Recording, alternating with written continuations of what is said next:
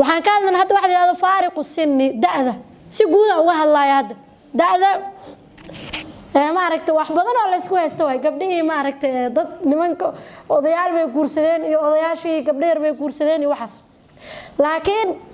waxa la yiraahdaa asalka marka laga hadlayo guurka waa takaamul xaajaad baahiyaal dhameystirooya baahiyaal dhameystirooya macnaheedu waxa waaye gabadhan waxa laga yaabaa wiilkan dhalinyarada ah inaysan ma ninkan inay ka heshay baahi ayada ka maqneedo midalan ama inay xoolo ku raacdo hanti ay ka maqneed ama qof ma aragta booska aabaheed u istaago aaba ma soo kornin ama ma soo helin qof ma aragta u dhimiriyo booska aabaheed u istaagay rabtaa inuu qofkan u noqdo yani guurka asalka waxa la yiraahdaa takaamul xaajaad waa in dadka labada qofood baahiyahooda ay isdhameystirayaan inta badan laakiin jiilba jiilkiisa waa isdhameystiraa Soomaa dadka dhalinyarada ah baahidiisa waxa inta badan dhameystiri kara qof kale oo dhalinyaro ah laakiin xaalad oo ma aragtay exceptions ah oo laga soo reebanayo way jiraan saadarteed da'da marka laga hadlaayo waxay leeyihiin dadka waxay ku leeyihiin labada qofood inta da'da u dhaxaysa meeqay noqon kartaa ma aragtay meeqa la kara way u dhaxayn kartaa baaritaanay sameeyay waxbay soo ogaadeen waxay dhaheen uu yaraa inay u dhaxayso ragga iyo haweenku wiilku inuu weeyahay 3 sano ama inuu 2 sano ka weeyahay inuu 5 sano ka weeyahay laakiin hadii farqiga u dhaxay labadooda ay 5 sano ka badnaato ama 10 sano hadii ka badnaato taas macnaheedu waxa waaye laba kooxood ay ku kala jiraan ninka muxuu ku jiraa teamka odayaalka gabadhan maxay ku jirtaa teamka dhalinyarada laba guru waa lagu kala jiraa marka waxa laga yaabaa insijaamka iyo isfahamka labadaas qofood ka dhaxeeya inuu cuslaado inuu adkaado waa sababta nabi maxamed uu yiri halla bikran tulaacibuha wa tulaacibuka nabi wuxuu yiri gabar yar la ciyaarto adina kula ciyaarta ma guursatid yani islaanta weyn maxaa u guursatay jaabir uu sheego wuxuu yiri waxaan u guursaday gabdho kale badan ay la jooga markii inay booska hooyada u istaagtaan rabaa markaas oo kale maxaa meesha ku jirta jaabir baahi baa ka baqan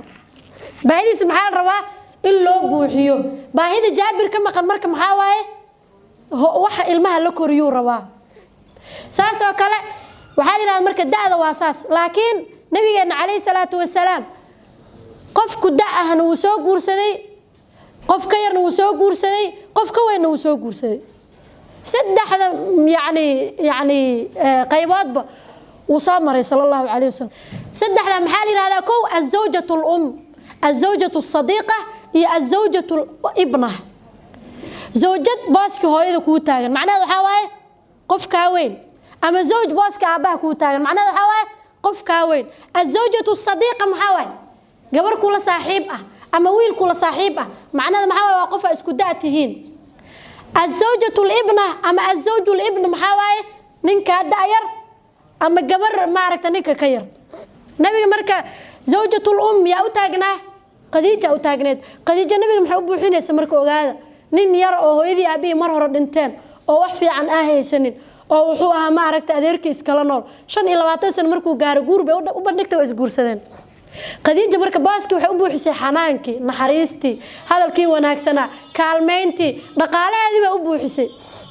maxay taagan tahay marka az-zawjatu al-um baaski hooyaday taagan tahay nabiga qadiija baaskaas u buuxisay uu ku soo meel maray waxiga markuu ku soo dagaayay xaaladdu soo maray ilaahay baa ogaa إلهنا سبحانه وتعالى قديجه ودياريه سوى قصة بحسنا اللي يابي لها معنا يعني أسوى عبصنا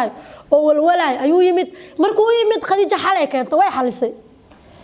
عبسيدي سي وحي سي ودو وي حالسي إنو النبي نقرب والقف بي وقاسي وعلى سوء وقادي مركي هذا النبي لغا ديغانا وي رميسي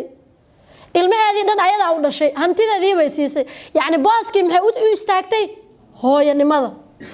الزوجة الصديقة وزوجة اسكو دعاتين أما كل صاحبة أم سلمة حفصة زينب هوين كان النبي وحالي هذا دعها واسكو دواين الزوجة الابن النبي وصامر يا واي عائشة رضي الله عنها في مركة عائشة نبي ومحولة دقماي نحريست يمارك أسوأ كنت نجير إنه قبر يرد اليراء والأرض